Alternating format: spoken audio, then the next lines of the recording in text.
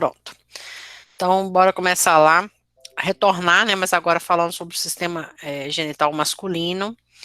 Então, a gente vai ver essa estrutura, né, que fica dentro da bolsa escrotal, que são os testículos.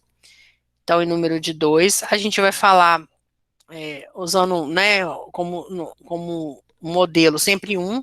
Dentro deles, se a gente fosse fazer um corte longitudinal ou transversal, não importa, aqui está um corte longitudinal, a gente veria esse monte de estruturas aqui tubulares, né, que são bem anoveladas, né, chamados de túbulos seminíferos, e a partir deles, né, que é produzido, que é aqui que existe o epitélio germinativo, né.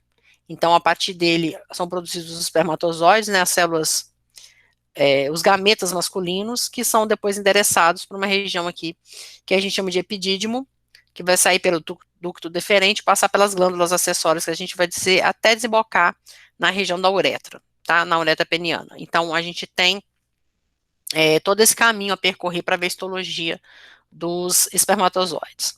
Então, a gente começando de fora para dentro, assim como a gente fez lá no feminino, a gente vai pegar só a região aqui, então, dos testículos, e desde a região, né, da região mais externa, do tecido mais externo, a gente tem primeiro uma região que a gente chama de túnica albugínea, que foi a mesmo jeito, mesmo tecido embrionário, que a gente viu lá nos ovários, tá? Então, tem esse tecido, um tecido epitelial, de revestimento, abaixo dele a gente vai ter a túnica vaginal, que é derivada do peritônio, então tem um tecido mais, um tecido conjuntivo, né, mais intenso, mediastino do testículo, que faz essas projeções, fazendo septos, causando como se fossem separações entre grupos de túbulos seminíferos, que são formados, né, chamados de lóbulo. Então, cada lóbulo, cada separação de conjuntos aqui de ductos seminíferos são chamados, túbulos seminíferos, melhor dizendo, perdão, os túbulos seminíferos são separados em conjuntos que a gente chama de lóbulos, tá? Depois que são produzidos aqui os espermatozoides, ele vai sair pelo ducto deferente e vai em direção ao epidídimo, e esse epidídimo vai armazenar e vai passar mais, e vai armazenar os espermatozoides que vão passar aqui por um processo ainda de maturação, eles continuam se maturando aqui, e saem depois pelo ducto deferente, passando pelas glândulas acessórias, que são a ampola, a vesícula seminal, a região da ampola, perdão, não é uma glândula acessória, é uma região, né, mais abaulada aqui, do deferente, desculpa, e aí vai receber, né, a contribuição para o processo de especialização ou de maturação, diferenciação terminal dos espermatozoides que vem das vesículas seminais, da próstata e da glândula bulboretral. São essas três as glândulas acessórias, tá? E aí, finalmente, esse espermatozoide vai sair no ejaculado e uma vez, né, se for para o corpo feminino, ele lá vai terminar o processo de capacitação. Lá vai adquirir a capacidade de fazer o processo de movimentação flagelar, né, que a gente chama de nadar, tá, entre aspas. Então, vendo essa histologia, especialmente da região dos testículos, sempre vai ter no início dos slides aqui a região específica que a gente está falando do sistema reprodutor, a gente tem de fora para dentro, né, essa túnica albugínea, depois o tecido propriamente, que é um tecido que vai dar sustentação, mas também tem um recobrimento de células aqui, túnica albugínea, aqui, que se prolonga, né, fazer esse tecido conjuntivo da túnica albugínea, ele vai para dentro, fazendo projeções, em direção aos túbulos seminíferos, separando-os em lóbulos, né, cada lóbulo aqui, ó, cada região dessa aqui é um lóbulo separado por um tecido conjuntivo. O que tem dentro desses lóbulos? Os túbulos seminíferos. E o que são esses túbulos seminíferos? Eles são um epitélio germinativo masculino. Então, a gente vai conhecer essas células que a gente está vendo aqui só como se fossem pontos escuros, na verdade são células. Né? E essas células são as células que vão dar origem aos espermatozoides. Não somente essas células, pessoal, mas a gente tem células aqui nesse tecido conjuntivo, especialmente a célula que a gente chama de intersticial, porque está no interstício, está nesse tecido, né, fora do tecido epitelial, que são as células chamadas células de Leydig, ou células intersticiais, que produzem o hormônio mais importante masculino, que é a testosterona, tá? Que é fundamental para o processo de maturação dos espermatozoides. E aqui dentro é uma luz, né, do túbulo seminífero, e a gente está vendo essas estruturas que estão nessa corzinha meio amarronzada aqui, que são os espermatozoides, ainda não maduros, né? Lembra que eu falei para vocês que o processo ainda continua lá no epidídimo, tá bom? Então vamos seguindo aqui que a gente vai ver isso em detalhes, né? Aí tá num corte de menor aumento, só para vocês terem uma noção da trama, né? Da quantidade de túbulos seminíferos produzidos, existentes, perdão, para ter uma noção da quantidade de espermatozoides que são produzidos. Então, quais são as principais células testiculares? São essas células que eu chamei a atenção das células que são chamadas intersticiais, ou também chamadas células de Leydig. Por que que são tão importantes essas células intersticiais? Elas estão aqui no intestício, nesse tecido conjuntivo aqui chamando maior atenção, dando foco especial nelas, olha só, elas estão aqui no tecido conjuntivo, esse aqui é o epitélio germinativo, né, olha, lembra que eu falei para vocês que elas estão no intestício, que é o tecido conjuntivo, que se invagina, né, da túnica, em direção da túnica albugina em direção ao epitélio, segmentando esse túbulo seminífero em conjuntos, chamados de lóbulos, né? Então a gente está falando especialmente dessa região aqui, que tem essa célula bem, né, parecendo bem grandona, mas não é uma célula tão grande assim, chamada célula intersticial, antigamente chamada células de Leydig, tá? Essas células com essas vesículas bem clarinhas, esses grânulos aqui dentro do citoplasma, na verdade, são as vesículas contendo a testosterona, que também é um hormônio esteroide. Então, tem uma quantidade de lipídio bastante grande nessa estrutura, né, da testosterona, por isso que a gente está vendo como essa imagem negativa branca, transparente aqui, tá? Essa aqui não é a única célula importante do intestino. A gente estava tão preocupado com essa minha gripe que eu fiz até teste para Covid ontem, graças a Deus deu negativo. Porque, né, hoje em dia, você tem sintoma gripal, a primeira coisa que você pensa é, por favor, meu Deus, me livre de ser Covid. Graças a Deus não é. Então, essa região das células de Leydig são acompanhadas sempre próximas, ó, para essas células bem compridas, tá vendo? São células fusiformes, são células epiteliais, mas que tem uma grande quantidade de filamentos de actina e miosina, que as capacita a fazer processo de contração e relaxamento. A gente viu célula mióide agora na glândula mamária, a gente tem célula mióide nos vasos sanguíneos, né, que também auxilia nesse processo de aumento e diminuição do volume, do diâmetro, né, vascular. Então, essas células mióides aqui, elas auxiliam na liberação, né, do conteúdo das células intersticiais, que é a testosterona, que vai se difundir por essas regiões aqui capilares, ó, um vaso sanguíneo.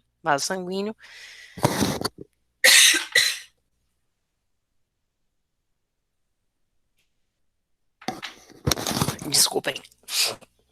Então, esse monte de vaso sanguíneo aqui que vai auxiliar no processo de difusão, né, de transmissão, de condução dessa testosterona, não só para essas células aqui, que a gente está vendo umas células bem grandonas, já vou dar o nome delas, né, para vocês, já vou explicar quem são essas células, mas também quando cai na corrente circulatória pode ir para o seu corpo todo, já que a gente tem outros sítios no nosso organismo, né, que tem receptores para testosterona. Lembrando que a testosterona é o principal hormônio masculino, mas não é exclusivamente do homem, né, a mulher também produz e responde à testosterona, tá? Então, o que a gente está vendo aqui, ó, dessa região onde tem a ponta da seta aqui, isso aqui em maior aumento, tá? Essa região que a gente está vendo. Então, e a cabeça de seta está mostrando essas regiões em lóbulos aqui, que são as regiões que têm múltiplos túbulos seminíferos, ok? Diminuindo aqui. Então, o que a gente está fazendo é estudando aqui dentro, tá vendo aqui dentro esses túbulozinhos, tá? E depois a gente vai ver que caminho que segue. Mas, ainda, nos túbulos seminíferos, a gente tem uma série de células que a gente vai aprender os nomes agora, então também são células testiculares, né? Espermatogônia, espermatócitos, espermátides e finalmente espermatozoides. A gente tem essas 4 linhas ainda com uma subdivisão no meio. Eu já digo o nome para vocês. E o epitélio, que além, né, das células germinativas propriamente ditas, né, todas essas células da linhagem, da formação dos espermatozoides, a gente também tem uma célula muito importante, fundamental, sem ela não tem formação de espermatozoide, chamada célula de Sertoli, ou de Sertoli, depende da pronúncia que você queira dizer. Eu falo Sertoli, células de Sertoli, além das linhagens da linhagem espermatogênica, da linhagem espermatogênica. Então, a gente tem essas que são as principais células dos testículos. Alguém abriu o microfone, foi por engano ou quer se pronunciar?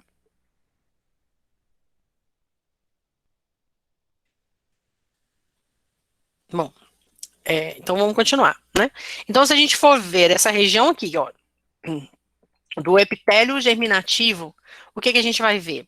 Lembrando que o epitélio, de novo, vou ter que voltar lá para mostrar para vocês melhor isso. Ó, a gente está vendo essa região aqui, ó, esse tecido conjuntivo, que é onde eu estou passando a mão, ó, aqui a lâmina basal, né, o tecido conjuntivo. Tá vendo até um capilar aqui, ó, formado por uma célula só, o diâmetro dele bem pequenininho. Aí eu vou mostrar a importância disso para vocês, na região que a gente chama de barreira, né, hematotesticular. Tudo que você está vendo aqui para cima são células da linhagem germinativa. Então, a gente tem aqui, e algumas células, essas bem grandonas aqui, essas maiores que vocês estão vendo aqui, como essa aqui, são células de Sertoli. Então, a gente vai conhecer essas linhagens aqui. Inicialmente, a gente vai ver como um desenho esquemático, tá? Depois eu vou mostrar cortes histológicos para vocês delas. Então, a gente estava vendo aquele tecido conjuntivo, né, naquele intestício, naquele tecido conjuntivo que forma os septos, né, que divide esses túbulos seminíferos em septos, em lóbulos, e lá a gente tem essas células grandonas aqui, ó, aqui, representadas aqui, já denominadas, ou células intersticiais, ou também chamadas de células de Leydig, as produtoras de testosterona, que estão colocando esses grânulos, vesículas, né, contendo o hormônio, em coloração cinza, para a gente saber que tem aqui essa granulação, né, essa vesiculação, e muitos capilares, eu acabei de mostrar um para vocês ali agora, né? Além disso, a gente tem as células produtoras, né, ih, meu Deus, hoje eu estou gaguejando demais. As células que fazem a manutenção, mantenedoras do tecido conjuntivo, que são, por exemplo, os fibroblastos. Lembrando que sempre que não tem tecido conjuntivo, a gente tem aquelas células residentes, né, os macrófagos, os plasmócitos, aqui também não é diferente, tá bom? E aí, esse é o tecido conjuntivo intersticial, e a gente tem aquele tecido diretamente ligado, colado no tecido epitelial, que são aqui, né, que a gente chama de lâmina basal. Isso aqui vai ser bem importante, a gente vai falar disso, mas primeiro eu vou falar dessas células germinativas, eu vou voltar aqui, né, principalmente nessa região basal, aqui para falar daquela barreira hematotesticular, tá? Que é extremamente importante para a manutenção da integridade, a proteção das células germinativas. Então, a gente vai ver aqui essas células bem grandes aqui, ó, de coloração esverdeada. Essas células aqui estão bem na base, sempre são as células da base, né, que são as células precursoras, são aquelas células que estão ali e não vão sumir jamais, né, não vão sofrer um processo de extermínio, digamos assim, elas não vão morrer, porque elas têm uma propriedade que é fazer uma multiplicação que a gente chama de clonogênica, né, ela tem a capacidade de fazer outro clone igualzinho a ela. Então, essas espermatogônias, as do tipo A especialmente, aqui a gente tem duas maneiras, a espermatogônia, ela pode se dividir em mitose e fazer uma célula exatamente igual a ela, ou ela pode entrar em divisão e fazer uma célula que também vai ser chamada de espermatogônia, mas vai ser uma classe que a gente chama de B, que ela, a partir dessa é que a gente vai fazer o processo de diferenciação até chegar em espermatozoide, tá? Então a gente tem uma maneira de manter esse pool de células pouco diferenciadas, que é essa célula entrar em mitose e fazer uma exatamente igual a ela, ou ela entra em mitose e faz uma que tem pouco menos de especialização do que ela, mas ela vai ter a capacidade de se diferenciar em espermatozoide. Então, seguindo, a gente tem essa linha aqui de espermatogônias, e vocês estão percebendo que elas estão totalmente aderidas uma na outra, como se fosse um epitélio aqui contínuo. Olha só o que acontece no meio delas, são uma coisa meio cor-de-rosa aqui, ó, que são as células de Sertoli. As células de Sertoli são células muito altas, são células muito grandes, elas meio que abraçam as células da linhagem germinativa nas suas diferentes fases, tá? Então, essa célula Sertoli é uma célula de sustentação, é uma célula de nutrição, é uma célula de proteção das células germinativas masculinas. Então, essas células, além das espermatogônias, a gente vai ver a presença, então, quando elas entram, né, em divisão já para poder formar o espermatozoide, que são aquelas espermatogônias do tipo B que eu falei, a gente vai formar uma célula ainda 2N, chamada espermatócito primário. Esse espermatócito primário também vai entrar em divisão formando espermatócitos secundários, que vai entrar em divisão e formar as espermátides. E, finalmente, as espermátides vão formar os espermatozoides. E o espermatozoide já não nasce prontinho, com aquela carinha que a gente conhece, né, daquela cabeça mais oval, uma região de pescoço e a região da cauda, que a gente chama de peça intermediária, não é pescoço, tá? Peça intermediária. Então, a cabeça, peça intermediária e cauda. Ela sofre um processo de especialização que é chamado espermiogênese. O que a gente vai falar agora é espermatogênese, a formação do espermatozoide. Depois, como ele se ele se organiza para formar aquela célula fitness, que só tem o necessário para fazer fecundação, é um processo que a gente chama de espermiogênese. Então vamos lá devagar. Nesse processo de espermatogênese, da formação dos espermatozoides, a gente vai partir de uma célula precursora, que é aquela célula que eu mostrei para vocês lá atrás, chamada espermatogônia. Essa espermatogônica também, espermatogônia, eu já comentei com vocês que ela pode se dividir e fazer exatamente igual a ela, formando uma célula-tronco, mas ela pode se dividir por mitose, formando outra célula também, né, muito parecida com ela, mas com outro grau de diferenciação, que a gente vai chamar de espermatogônia tipo B. Agora, a gente não vai falar que ela é uma célula-tronco mais. Ela vai ser chamada de célula progenitora, porque a partir dela vão se formar os espermatozoides. Então, essas espermatogônias do tipo B são chamadas de células progenitoras. E essas células têm uma característica bem interessante, pessoal. Quando elas entram em divisão, elas não se separam, elas se mantêm unidas. Então, essas células aqui, as espermatogônias do tipo B, elas, quando elas entram em divisão, olha só o que acontece entre elas. Uma formação de ponte citoplasmática. Uma célula fica ligada na outra por meio mesmo de um ducto, né, uma condução que a gente chama de ponte, porque é formada pelo citoplasma das duas. E aí essa célula entra em divisão, elas ficam ligadas, divisão fica ligada, e assim sucessivamente. Olha só o que a gente está vendo aqui, ó. Um cordão de células ligadas umas às outras. Isso por mitose. Se ela se dividiu por mitose, significa dizer que ela é uma célula 2N, ela continua formando células 2N. Né? Então, as espermatogônias do tipo B são células diploides. E agora que a gente tem um conjunto dessas células, aí essas células precisam se diferenciar, porque a gente precisa formar um gameta masculino. E o gameta masculino tem que se juntar com o gameta feminino para formar um C. Esse novo C, ele é um C que tem que continuar com o mesmo número cromossômico. Então, a gente já viu que o ovócito, né, sofre processo de meiose 1 lá na divisão, no processo embrionário, e só vai entrar em meiose 2 depois do processo de ovulação, e só completa a meiose 2 se ele for fecundado. Aqui não. Aqui ele já vai diploide pronto para fazer a fecundação, tá?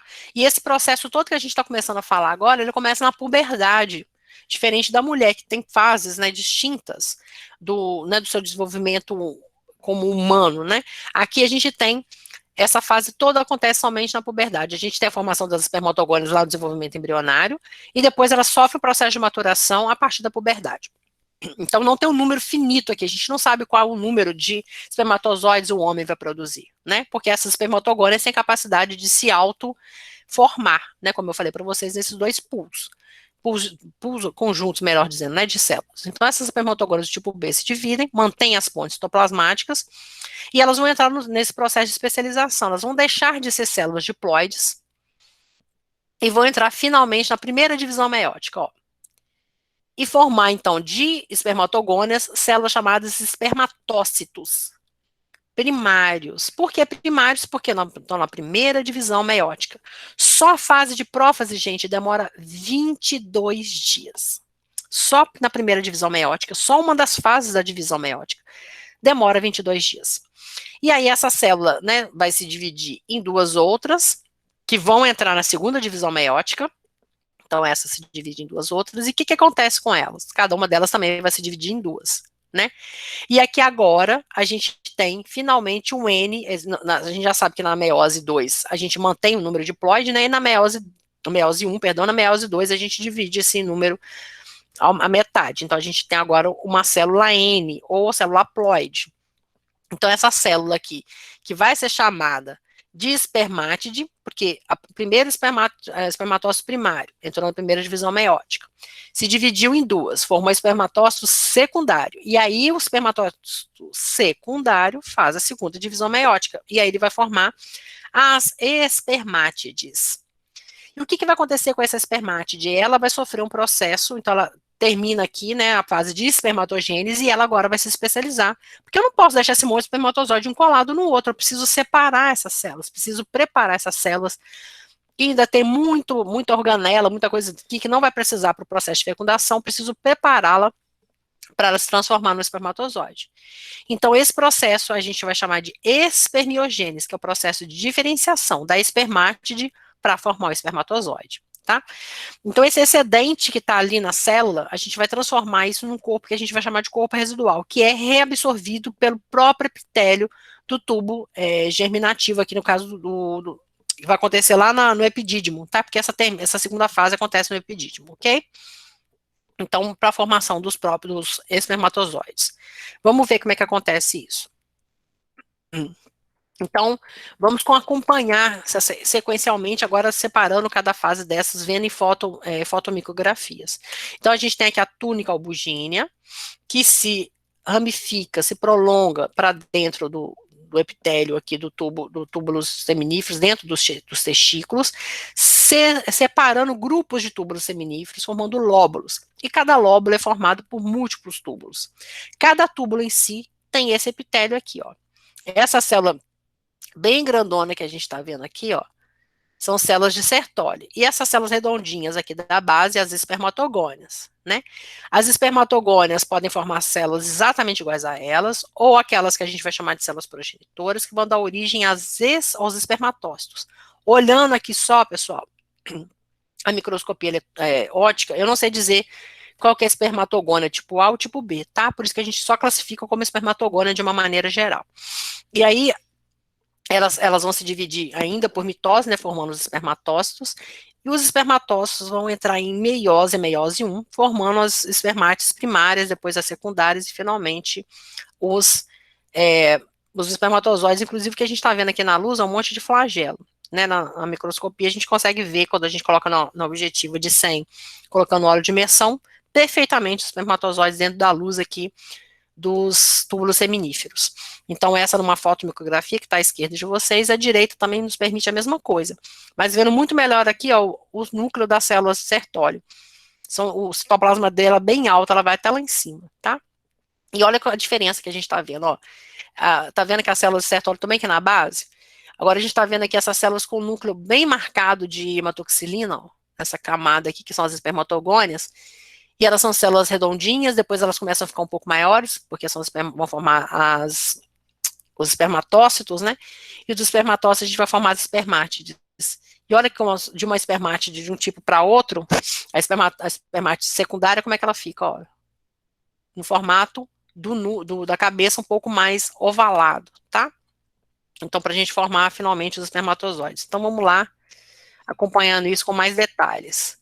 O que eu estou vendo aqui do lado de fora? O intestício, que eu estou vendo aqui uma célula chamada célula intersticial, ou célula de Leydig. Do lado dela, uma célula que vai ajudar no processo de contração para expulsar os espermatozoides, célula mióide. Ele pode estar colado aqui ou ajudando aqui na expulsão, secreção da testosterona.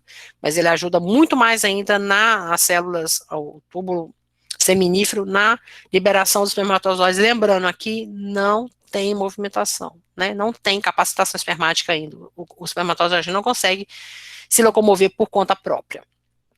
Então, a gente vai ter aqui a célula de Sertoli, essa célula grandona da base, aqui essas células mais arredondadas, aqui o núcleo mais arredondado, que são aqui as células espermatogônias, os espermatócitos e essas células alongadas que a gente está vendo dentro do epitélio ainda, as espermátides. Espermatozoide a gente vai chamar só se a gente estiver vendo aqui na luz, tá? De novo, aqui as células de um outro túbulo seminífero mostrando os espermatócitos. Então, como que acontece essa fase de espermiogênese? Como é que ela sai daquela célula redondinha e se transforma naquela célula extremamente fusiforme, né, com a cabeça bem oval? A primeira coisa, a coisa mais importante que acontece nesse processo de espermiogênese é que os espermatócitos, as espermátides, melhor dizendo, perdão, né, as espermátides, que são essas células aqui, ó, globosas ainda, as espermátides, se eu falo espermátide, oh Jesus, os espermatócitos ainda secundários, eles vão se transformar em espermátide assim que eles conseguirem fazer esse processo de diferenciação. Veja que a cabeça dos espermatócitos secundários é bem redonda, né, que é isso que a gente está vendo aqui, ó. Então, o espermatócito secundário aqui, com essa cabeça bem redondinha dele, mas ele tem coisas que eu não vou precisar para o processo de fecundação. Mas tem coisas que eu vou precisar bastante, como é o caso de aumentar essa quantidade de complexo de Golgi. Então, inicialmente, ele aumenta muito o Golgi, que vai produzir enzimas que vão ser importantes para conseguir perfurar a zona pelúcida e o espermatozoide, a cabeça do espermatozoide, poder entrar e liberar o núcleo lá dentro do ovócito, tá? Então, o que que tem nessa região? Uma região que a gente vai chamar de acrossoma, porque não é uma vesícula só, é uma estrutura maior, resultante da fusão de vesículas lisossomais e de vesículas produzidas pelo próprio Golgi, né, endereçamento de algumas proteínas do complexo de Golgi, que vão formar essa região do acrossoma. O que tem lá dentro? Enzimas hidrolíticas, como é o caso da hialuronidase, porque o ácido hialurônico é um dos principais componentes lá da zona pelúcida, tá? Neuraminidase, que também é uma enzima que degrada lipídios, componentes da zona pelúcida, fosfatase, protease, enfim, tudo que é necessário para você destruir, digerir a corona radiata e a zona pelúcida, né? Como eu falei para vocês, na reprodução assistida, reprodução humana assistida, a gente já tira a corona radiata para facilitar. E se a gente for fazer, é só uma fecundação in situ, né? A gente coloca o ovócito junto com o espermatozoide, que a gente não coloca, que a gente capacita primeiro, né? Depois que a gente pega o sêmen, capacita esse sêmen, né? Separa os melhores nadadores, os melhores espermatozoides e coloca em contato com o ovócito. Ou quando não é possível, né, a fecundação não vai se dar por essa maneira, por conta de alterações clínicas ou fisiológicas no homem ou na mulher, a gente já separa o ovócito daquele jeito que eu mostrei para vocês, o segundo, né, quando é fertilização in vitro, só inseminação, a fertilização in vitro, melhor dizendo, a gente coloca com aquelas células da corona radiata que eu mostrei. Eu limpava bastante e deixava um pouco, né? Isso não sou eu, né? Todo embriologista vai fazer isso. Ou, se eu preciso adentrar com o espermatozoide dentro do ovócito, aí eu tiro toda a corona radiata e deixo só a zona pelúcida, né? Mas a gente perfura com uma pontinha que parece mesmo com um capilar, de tão fininha a gente produzia lá no laboratório, a partir de pipeta Pasteur. Faz como se fosse um capilar, você vai aquecendo ele, puxando, esticando, como trabalhar com vidro mesmo, né? A gente usava pipeta Pasteur de vidro e você faz um capilar muito, muito fino, né? Que parece que a gente, quando terminava de fazer, parecia que não tinha nenhuma luz. A gente conseguia ver na microscopia, que é para poder pegar o espermatozoide e colocar dentro do citoplasma, né? Do ovócito. Então, quem faz esse processo naturalmente, né? Numa gestação por vias naturais, essas enzimas presentes na acrossoma do espermatozoide, tá? E o que vai acontecer? Que ele primeiro prepara nessa região do grânulo acrossômico, e ele precisa proteger muito bem esse núcleo. Então, esse acrossoma, ele fica aqui, ó, vai formando como se fosse um envoltório em torno do núcleo. Muitas mitocôndrias vão ser necessárias para o momento em que esse espermatozoide se tornar capacitado. Mas elas são importantes para quê? Para a fecundação, para a utilização do material genético? Não, elas precisam capacitar o flagelo que vai se formar aqui a poder fazer o batimento.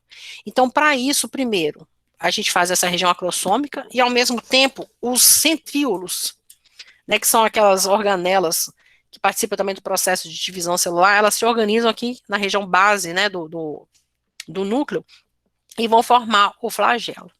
Vocês percebem que, inclusive, está tendo uma alteração no citoesqueleto da célula, que ela estava bem arredondada e começa a formar esse negócio em formato aqui meio que triangular, tá? E todo o resto das organelas não necessárias aqui são destruídas. Então, não tem mais complexo de Golgi, porque eu já fiz a produção das enzimas que eu precisava, né? E agora já não é um grânulozinho, já aumentou o tamanho, chama de vesículo, né? E, finalmente, a gente vai chamar de capuz acrossômico. E todas as mitocôndrias vão para essa região aqui, que a gente vai chamar de peça intermediária, que está bem próxima ao núcleo, mas é que vai formar a parte energética, digamos assim, para o batimento flagelar, tá? Então, essas partes que não são mais necessárias do citoplasma, elas formam vesículas que a gente chama de corpo residual, que é absorvido pelo próprio epitélio do túbulo seminífero ou lá, finalmente, lá dentro do epidídimo, tá? Mas essa parte inicial que acontece nos testículos, essa parte de formação dessa célula mais abaulada, aqui, mais fusiforme. Depois ela vai sofrendo um pouco mais de reestruturação que vai acontecer lá no epidídimo. Enfim, então você tem a formação aqui, ó, da vesícula acrossômica, né? Que na hora da liberação mesmo, na parte final da liberação do espermatozoide já é chamado de acrossomo, e aqui o núcleo e aqui o iniciozinho do flagelo, tá? uma célula que tem esse formato aqui meio abaulado na ponta, mas depois ele fica mais afilado e essa parte final, como eu disse, acontece lá no epidídimo. Mas a gente vai sair, né, a célula vai sair dos testículos com esse formato, tá, dos testículos em direção ao epidídimo, né, são dois segmentos distintos. Então tem a região do acrosoma, núcleo, peça intermediária e flagelo. E o flagelo tem que ser bem certinho, tá? Flagelo com meio tortinho, dois flagelos, que pode acontecer essas diferenças aí, elas não, elas fazem espermatozoides que não são funcionais, tá? Às vezes eles até têm batimento flagelar quando chega lá no corpo feminino, né, que consegue fazer essa capacitação espermática, mas eu vou mostrar para vocês um espermograma que eu fiz, e eles ficam nadando praticamente no mesmo lugar, não sabe se vai para direita ou esquerda, especialmente se tiver dois flagelos, porque o batimento flagelar pode ser cada um coordenando para um local diferente, que é isso aqui, ó. Vou pegar, clicar assim. Pronto. Isso aqui, gente, era uma lâmina numa uma câmara específica que a gente chama de câmara de Mackler. A gente coloca isso num microscópio, pode ser um microscópio comum, mas eu fazia no microscópio especial, porque a platina dele, que é aquele lugar que a gente coloca a lâmina, é aquecida, tá? Para não causar nenhuma alteração, para eu não ter erro de leitura do espermatozoide, tá? Vocês viram que mudou a luz ali porque eu passei para um aumento maior. Então, vocês estão vendo que tem células redondas aqui, vem do próprio epitélio, né, no momento da ejaculação. Quanto mais célula redonda tiver, que são as células epiteliais, pior, é melhor que seja mais limpo, né, o sêmen. Vocês estão vendo esse espermatozoide aqui, ó, a cabeça dele, ele está basicamente no mesmo lugar. Opa. Ele está basicamente nadando no mesmo lugar, ó. Agora, tem uns que são muito rápidos. Se você tenta acompanhar o movimento deles, ó, esse aqui tá movimento leve, médio. Olha, esse aqui é bem rápido. E com a cauda bem retinha. Lógico que você vai ter que, né, isso aqui eu fiquei muito tempo na bancada para poder aprender a ver como é que o microscópio, como é que o espermatozoide nadava, né? Então a gente chegou a ver um ali bem rápido, quando nada assim, ó, quando a forma dele é bem fusiforme, quando ele nada de uma maneira retinho, não importa se ele está fazendo na diagonal ou na reta, ou assim, na vertical, ou na horizontal, ele tem que nadar reto. Se ele fica fazendo coisa de um lado para o outro, tipo meio perdido, não sei se vou para a direita ou vou para a esquerda, tá? Esse a gente considera um espermatozoide classe A. E o classe B, esse que nada também é rápido, mas às vezes ele dá uma vacilada, não sabe se vai para a direita ou para a esquerda. A soma do A mais B, mas também que tem uma morfologia perfeita, ele são considerados os melhores espermatozoides para fecundação. Os tipo C, que é um que eu mostrei aqui, deixa eu ver. O tipo C é meio, eu tenho que colocar na apresentação, desculpa. O tipo C é um que fica meio lento para nadar, ó, meio lento. E tem um tipo D, que eu tinha mostrado anteriormente, esse aqui, ó, que não sai do lugar, ó. Esse não serve mesmo, tá? Esse com certeza não vai adiantar para nada. Então, na reprodução assistida, a gente lava esses tipo C e tipo D, deixa basicamente, tenta deixar o mais tipo A possível, e também o tipo B, né? Que são os dois melhores para poder fazer o processo de fecundação, tá?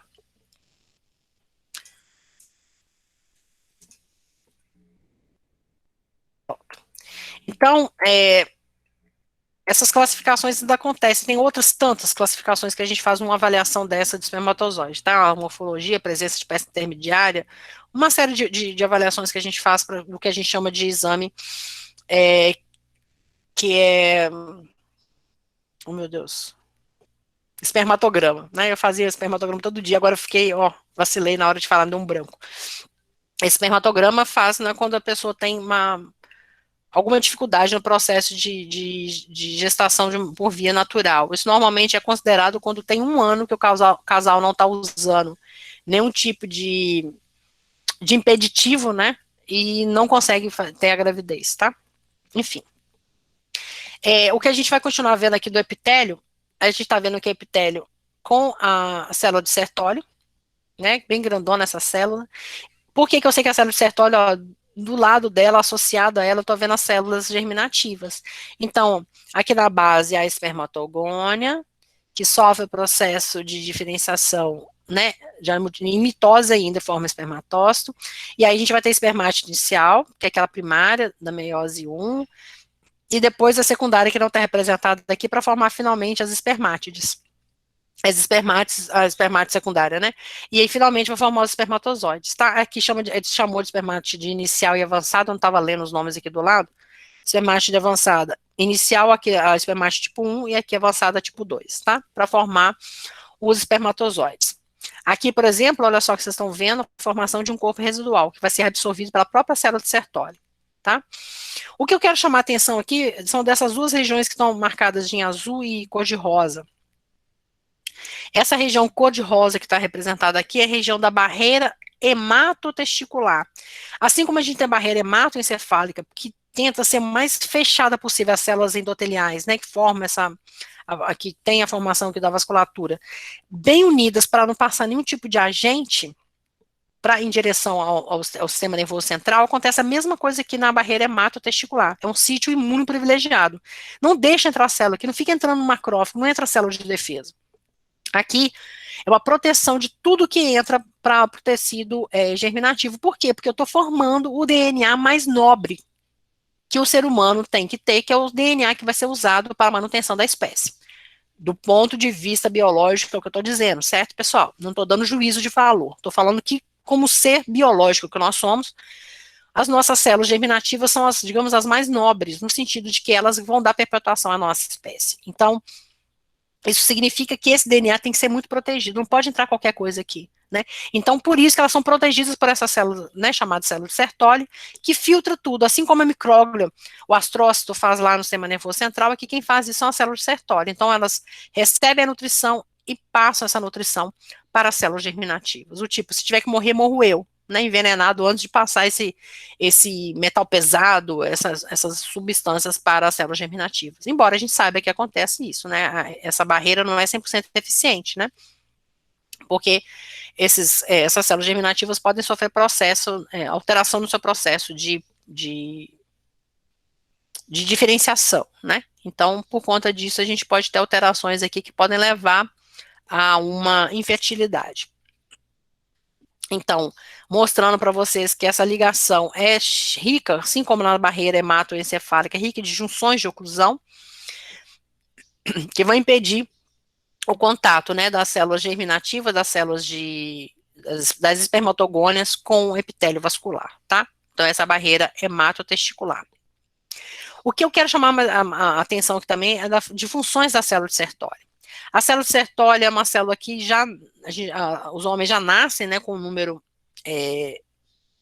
mas não é definido, mas elas já nascem com um número alto dessas células, e elas vão se dividindo durante toda a puberdade, especialmente na puberdade, elas aumentam muito o número, mas quando chega na idade adulta, então a partir dos 20, 22 anos, elas param de se dividir, tá?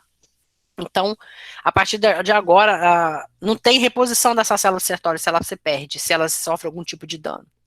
É uma célula que serve para dar suporte, porque tá vendo, ó, até que ela tá segurando mesmo, né, as células do epitélio germinativo, aqui dentro dela, né, no citoplasma dela.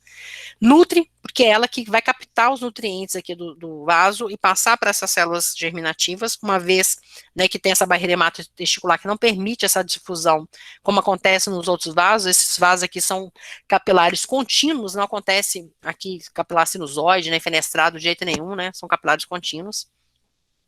E secretam também, essa célula secreta, uma coisa muito importante, que é um fluido e que tem uma proteína ligante de andrógeno chamada proteína ABP, proteína B de Biden, tá? Proteína ligadora de andrógeno. Por que essa importância que a gente está dando para essa proteína? Porque essa proteína ligadora de andrógeno, ela vai ligar na testosterona. A testosterona que é produzida aqui nas células mioides, né, que estão nesse tecido conjuntivo adjacente, vai ser produzida a testosterona, para que ela não seja toda, não caia toda na corrente circulatória, parte dela, para permanecer no epitélio germinativo, para auxiliar nesse processo da espermiogênese, né, de estimulação da espermiogênese, a gente mantém ela aqui como se ela fosse sequestrada, digamos assim, né, um termo que a gente usa, que acha nos livros ou nos textos em inglês, é um termo que, se for traduzir para o português, é sequestro mesmo, né, ela se liga. Por isso que a proteína ligadora de andrógeno, ela se liga na molécula de testosterona, fazendo com que ela fique nesse ambiente aqui, né, aumentando a concentração da testosterona dentro do epitélio germinativo. E também produz um hormônio muito importante que é a inibina, que vai controlar o processo de estimulação hormonal, conforme eu vou mostrar agora. Então, como é que funciona isso? Né? A gente tem os hormônios liberadores do FSH e LH, exatamente como acontece lá no corpo feminino, né?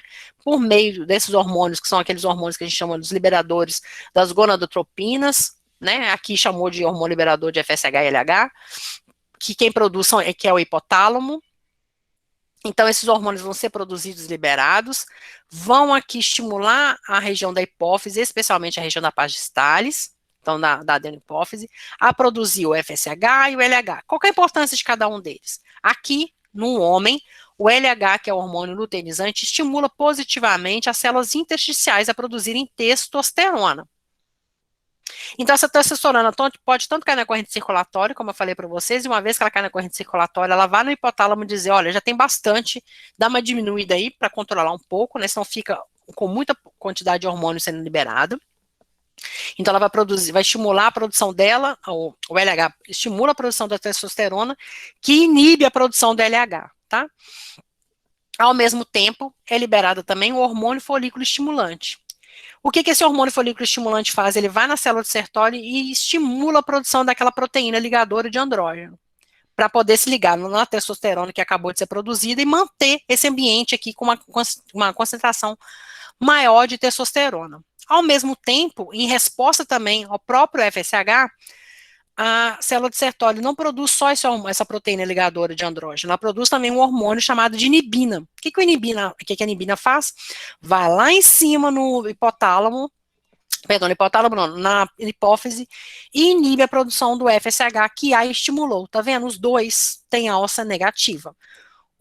A testosterona vai lá no hipotálamo para diminuir a produção do LH, que estimula a produção dele, e a célula de Sertoli produz a inibina, que inibe a produção de FSH, que estimula a produção da proteína ligadora de andrógeno. Tá? Assim que se mantém a alça de estimulação hormonal na produção dos espermatozoides. E uma vez que o espermatozoide é produzido, ele vai ser liberado via ductos chamados ductos eferentes, aqueles que saem né, eferente, e vão ser transportados para o epidídimo. O epidídimo tem epitélio pseudostratificado, as células então são colunares e tem estereocílios. Que são estereocílios? Eles não se movimentam, mas eles conseguem fazer reabsorção. De que reabsorção nós estamos falando? Voltando aqui, olha, desses corpos residuais que às vezes não saíram totalmente das espermátides, tá?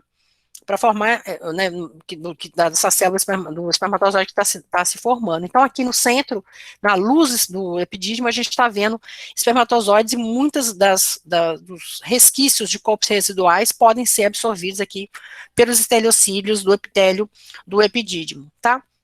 Então, esse epitélio participa da absorção e digestão dos corpos residuais, conforme eu já tinha falado para vocês, e também, por causa da presença aqui de células mioides aqui no interstício, a gente tem também presença de células musculares lisas, tá? Células musculares lisas.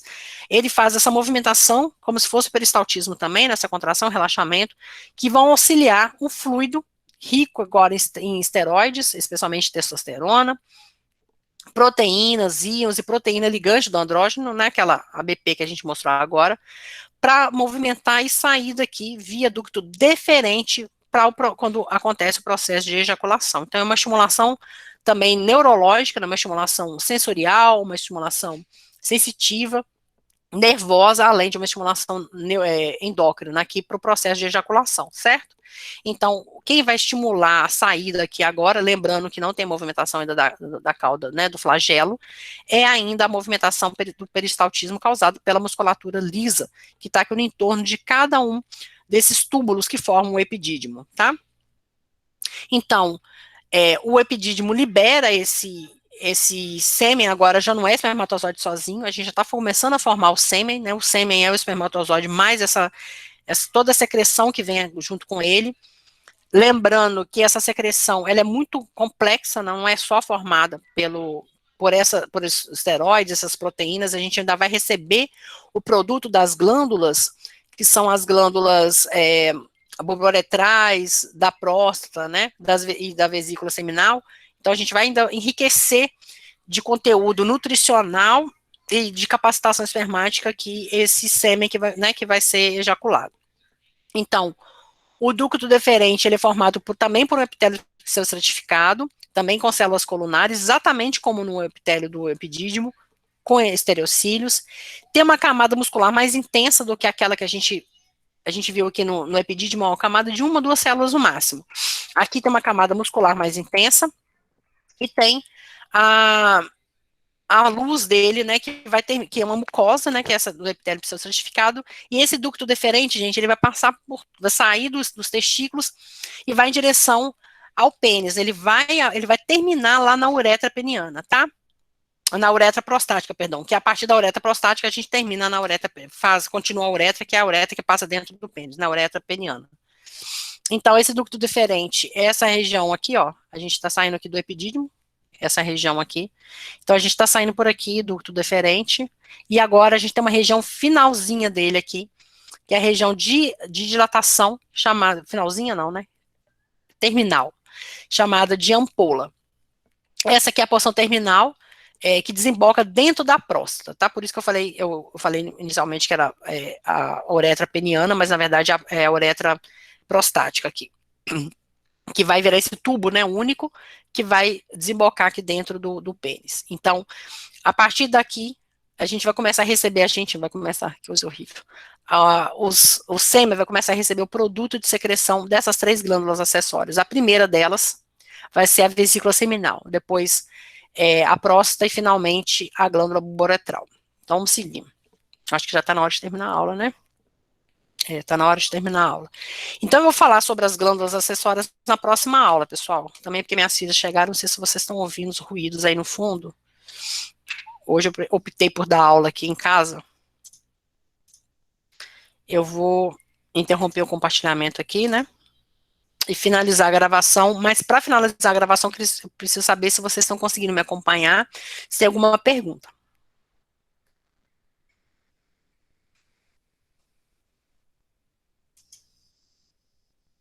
Alguma pergunta, pessoal?